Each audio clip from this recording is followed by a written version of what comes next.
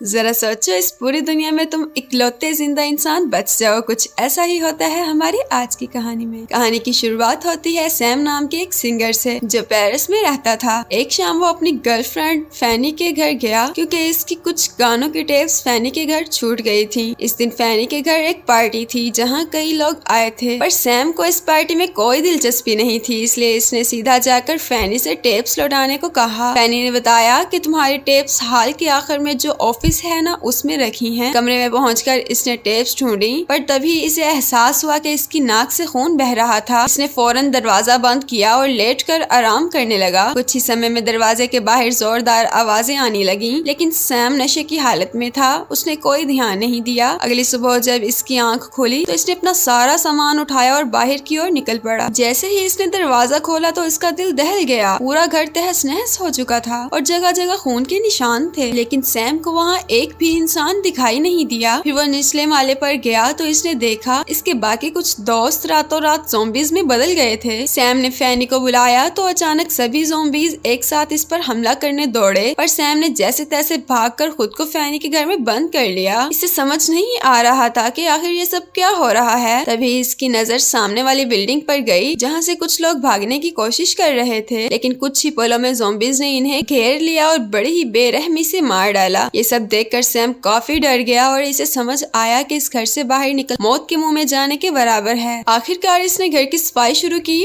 और फर्श पर लगे खून के धब्बे साफ किए, और तभी अचानक एक जोरदार धमाके से जमीन हिलने लगी। फर्श पर एक छेद हो गया था जिसके अंदर इसने झांक कर देखा तो नीचे रहने वाला बूढ़ा आदमी भी मर चुका था। वो एक पाइप के जरिए छेद को बड़ा करके नीचे पहुंचा। इसने देखा कि इस आदमी की पत्नी भी एक ज़ॉम्बी बन चुकी थी जिसे इसने रस्सियों से बांध रखा था। खैर, फिर सैम ने घर में मौजूद सारा राशन इकट्ठा किया और सुरक्षा के लिए इस बूढ़े आदमी की बंदूक भी ले ली। जल्दी इसने सभी कमरों से काम का सामान उठाया, फिर इस माले में मौजूद सभी घरों की तलाशी ली। इसके बाद वो लिफ्ट से अपने घर जाने लगा, लेकिन लिफ्ट में एक बूढ़ा ज़ॉम्बी पहले से मौजूद था। सैम को इससे कोई खास खतरा महसूस नहीं हुआ, इसलिए इसने इसे मारा नहीं, लेकिन दरवाजे पर अपनी बेल्ट बांध दी ताकि ज़ॉम्बी बाहर ना आ सके। इसके बाद हम देखते हैं कि हजारों ज़ॉम्बीज ने पूरे पेरिस पर कब्जा कर लिया था और वो हल्की सी हलचल सुनते ही हमला करने के लिए पहुंच जाते थे। अब सैम के पास बातचीत करने को कोई नहीं था। अपने ही पुराने गाने सुनकर मन बहलाया। फिर इसने हिसाब लगाया कि इसके पास कितने दिन का राशन बाकी है। बाद में वो अकेलेपन से इतना परेशान हो गया कि वो गुस्से से जोर जोर से ड्रम्स बजाने लगा। शायद वो ये नहीं जानता था कि इसकी आवाज सुनकर ज़ॉम्बीज इस तक भी पहुंच सकते हैं। खैर, फिर कई दिन तक सैम यूं ही ड्रम बजा बजा कर और नकली बंदूक से ज़ॉम्बीज को डरा डरा कर अपना गुजारा करता रहा। बाद में जब सैम नहा रहा था तो अचानक पानी बंद हो गया। अब इसे खुद पानी का जुगाड़ करना था, इसलिए इसने काफी सारे डब्बे, बाल्टियां और बर्तन छत पर रख दिए ताकि अगर बारिश हो तो इनमें पानी इकट्ठा हो जाए। फिर रात को जब वो सो रहा था तो इसने एक भयानक सपना देखा। इसमें ज़ॉम्बीज इसके कमरे में घुसकर इसे मारने ही वाले थे और तभी अचानक इसकी आंख खुल गई। खैर, जैसे जैसे दिन गुजरे और सैम का अकेलापन इसे अंदर ही अंदर खाने लगा, इसे किसी साथी की जरूरत महसूस होने लगी। इसने मजबूरन वो लिफ्ट में बंद ज़ॉम्बी से ही बातें करना शुरू कर दी। फिर एक दिन जब वो ज़ॉम्बीज पर निशाने लगा रहा था तो इसे लाशों के बीच एक बिल्ली घूमती हुई नजर आई। अब इसे इस बिल्ली में ही अपना साथी नजर आने लगा। वो तुरंत इसे लेने दरवाजे तक पहुंचा। इसने खाना दिखाकर बिल्ली को बुलाया, लेकिन वो दूसरे रास्ते निकल गई। आखिरकार सैम खुद इसे पकड़ने बाहर निकला, लेकिन इसी पल कई ज़ॉम्बीज ने एक साथ इस पर हमला बोल दिया। खुशकिस्मती से सैम ऐन वक्त पर बिल्डिंग में घुसकर अपनी जान बचाने लगा। बड़ी मुश्किल से इसकी जान बची थी। ज़ॉम्बीज से भागते हुए इसके पैर में चोट लग गई थी और अब वो काफी घबरा रहा था, क्योंकि अगर किसी ज़ॉम्बी ने इसे काट लिया होगा तो वो भी जल्द ही एक ज़ॉम्बी में बदल जाएगा। इसने सोच लिया था कि वो ज़ॉम्बी बनकर तो नहीं जिएगा। बाद में जब इसकी आंख खुली तो इसने देखा कि इसके शरीर पर थोड़ी बहुत खरोचें आई थीं। आखिरकार इसकी सांस में सांस आई और वो पागलों की तरह हंसने लगा। इतने समय अकेला रहकर सैम अपना मानसिक संतुलन खोने लगा था। इसने शराब पीना शुरू कर दिया और अब वो अक्सर अल्फ्रेड पर अपना गुस्सा निकाला करता था। एक दिन सैम को एहसास हुआ कि इसने काफी समय से कोई इंसान या ज़ॉम्बी नहीं देखा था। अब इसने ड्रम बजाकर चेक करने का फैसला किया, पर कुछ ही पलों में सैकड़ों ज़ॉम्बीज इस पर हमला करने के लिए दौड़े। वो तो एक दूसरे पर चढ़कर इसे पकड़ना चाहते थे, पर सैम बिना किसी खतरे की परवाह किए गुस्से में आकर लगातार ड्रम्स बजाता रहा। फिर रात को जब वो सो रहा था था तो अचानक बाहर से आवाजें आई और इसकी नींद खुल गई। इसने तुरंत अपनी बंदूक उठाकर दरवाजे पर गोली दाग दी। फिर जब इसने दरवाजा खोलकर देखा तो इसके पैरों तले जमीन खिसक गई। इसकी गोली एक औरत को लगी थी जो इसकी तरह ही एक ज़ॉम्बी से बचती बचाती यहाँ तक आई थी। सैम को बहुत पछतावा हुआ और वो तुरंत इस लड़की को उठाकर अपने